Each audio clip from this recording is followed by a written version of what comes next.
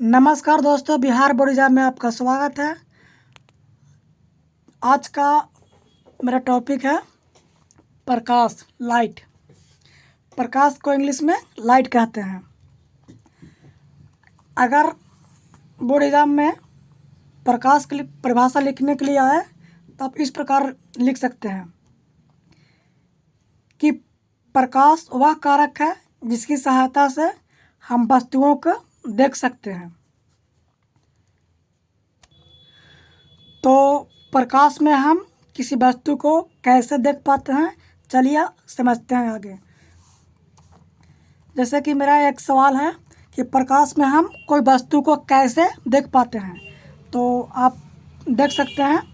मैं आपको फिगर से समझाने की कोशिश करता हूँ। जैसे मैंने एक टॉर्च लिया हूँ। टॉर्च का प्रकाश वस्तु पर पड़ रहा है। वस्तु पर पड़ने के बाद प्रकाश वस्तु से परावर्तित होकर हमारे आँख तक आ रहा है, तो हम वस्तु को देख पाते हैं। हम वस्तु को ऐसे नहीं देख पाते हैं। प्रकाश वस्तु से टकराता है, टकरा करके प्रकाश मेरे आँख तक आता है, तो हम उस वस्तु को देख पाते हैं। दोस्तों, अब सवाल होगा आप लोग का कि प्रकाश कहाँ से आता है।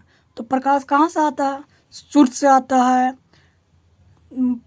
बल्ब से आता है, जलती मोमबत्ती से आता है। तो जैसे आप देख सकते हैं, सूर्य से, बिजली के बल्ब से, जलती मोमबत्ती से और भी पदार्थ से प्रकाश आता है। आगे पदार्थ दो प्रकार का होता है। पहला प्रदीप्त वस्तु, दूसरा अप्रदीप्त वस्तु। दोस्तों, प्रदीप्त वस्तु किसे कहते हैं? तो आप लिख सकते हैं, जब प्रदीप्त वस्तु का परिभाषा आप इस प्रकार लिख सकते हैं कि वैसा वस्तु जिससे प्रकाश उत्पन्न हो, उसे हम प्रदीप्त वस्तु कहते हैं। जैसे में सूर्य हो गया, बिजली के बल्ब हो गया, जलती मोमबत्ती हो गया, ये सबसे प्रकाश उत्पन्न हो रहा है। जो प्रकाश, वैसा वस्तु जो प्रकाश उत्पन्न करे, उसे हम प्रदीप्त वस्तु कहते हैं। अगला अप्रदीप्त वस्तु। अप्रदीप्त वस्तु हम किसे कहेंगे? तो वैसा वस्तु जिससे प्रकाश का उत्सर्जन नहीं हो। जैसे में आप ले लीजिए निर्जीव वस्तु, मतलब कुर्सी हो गया, पेन हो गया,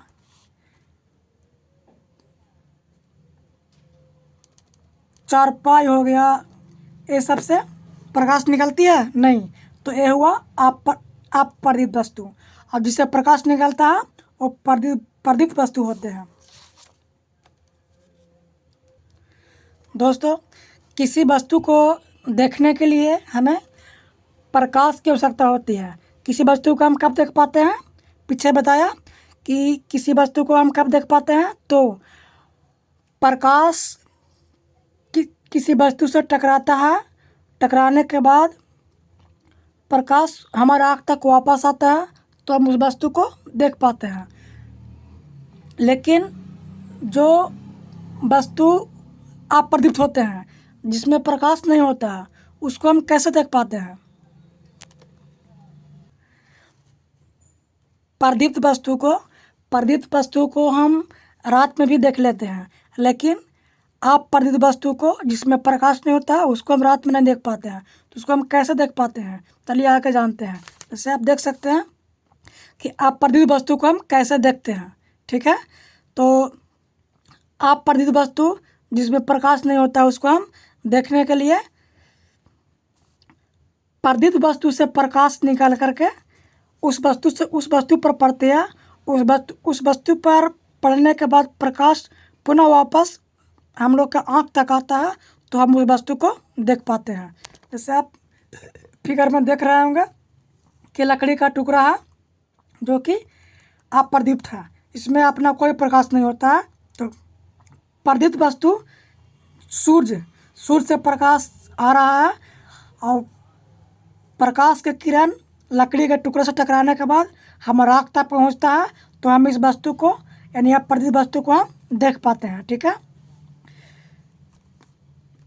चंद्रमा, दोस्तों चंद्रमा में अपना प्रकाश नहीं होता है। चंद्रमा वो अप्रदीप्त वस्तु का उदाहरण है, कई लोग का आप लोग का मालूम होगा। अब प्रदीप्त वस्तु को हम कैसे देख पाते हैं? तो प्रदीप्त वस्तु को हम आसानी से देख पाते हैं क्योंकि उसमें अपना प्रकाश होता है। जैसे जैसे यहाँ पर मैंने मोमबत्ती का फिगर बनाया हूँ, ये जलती हुई मोमबत्ती है। ठीक है, ये प्रदीप्त वस्तु है। ठीक है, इसमें अपना प्रकाश है, तो इससे सीधे प्रकाश जो है मेरे आँख तक पहुँच जाता है, मैं देख पाता हूँ। लेकिन अप्रदीप्त में ऐसा नहीं है क्योंकि इसमें अपना प्रकाश नहीं है और हमें देखने के लिए प्रकाश की आवश्यकता पड़ती है। तो जो वस्तु प्रदीप्त होते हैं उससे प्रकाश आता है, वो अप्रदीप्त से टकराता है, टकराने के बाद में पुनः वापस प्रकाश हम लोग के आँख तक आता है, तो उस वस्तु को हम देख पाते हैं। ठीक है, चलिए आगे हम लोग प्रकीर्णन के बारे में समझते हैं। प्रकीर्णन क्या है? दोस्तों प्रकीर्णन बहुत ही उपयोगी चीज़ है। अगर ये नहीं होता तो हम लोग का मतलब हमेशा दिन के समय कमरे में लाइट नहीं होता, दिन के समय बिना लाइट के खिड़की दरवाज़ा खोल देने से जो दिखाई देता है हम लोग रोशनी दिखता है, वो प्रकीर्णन की वजह से ही होता है। तो चलिए प्रकीर्णन क्या समझते हैं। तो प्रकीर्णन प्रकाश को वायुमंडल में छोटे छोटे धूल कण से टकरा करके बिखरना प्रकीर्णन कहलाता है। जैसे आपको पता होगा कि दिन के समय भी घर में सूर्य का प्रकाश नहीं आता है, फिर भी हम आसपास के सारे चीज़ को देख पाते हैं। क्यों? प्रकीर्णन के कारण ही। क्योंकि जो सूर्य से प्रकाश आता है वायुमंडल में उपस्थित धूल कण से प्रकाश टकराता है और टकरा करके वो वापस आता है हम लोग का कैमरे में, तो हम दिन में बिना रोशनी के हम सारी चीज़ देख पाते हैं। चलिए अगला टॉपिक है प्रकाश का किरण। तो आप देख सकते हैं मैंने एक टॉर्च बनाया हूँ, टॉर्च से एक ही किरण निकल रही है, इससे हम क्या कहेंगे? किरण कहेंगे। क्या कहेंगे? किरण। एक और फिगर बनाया हूँ, यह टॉर्च है, इससे बहुत सा किरण निकल रहा है, देख सकते हैं इससे बहुत सा किरण निकल रहा है, इससे हम प्रकाश किरण पुंज कहेंगे। ठीक है, क्या कहेंगे? प्रकाश किरण पुंज। दोस्तों अब प्रकाश किरण पुंज 3 प्रकार का होता है। कौन कौन? अभिसारी, अपसारी, समांतर। चलिए आगे समझ।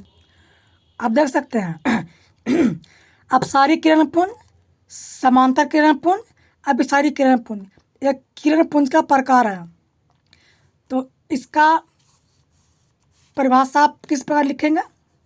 जैसे आप पहले समझ लीजिए फिगर के माध्यम से कि अपसारी क्या होता है, समांतर क्या होता है, अपसारी क्या होता है। तो पहला है अपसारी।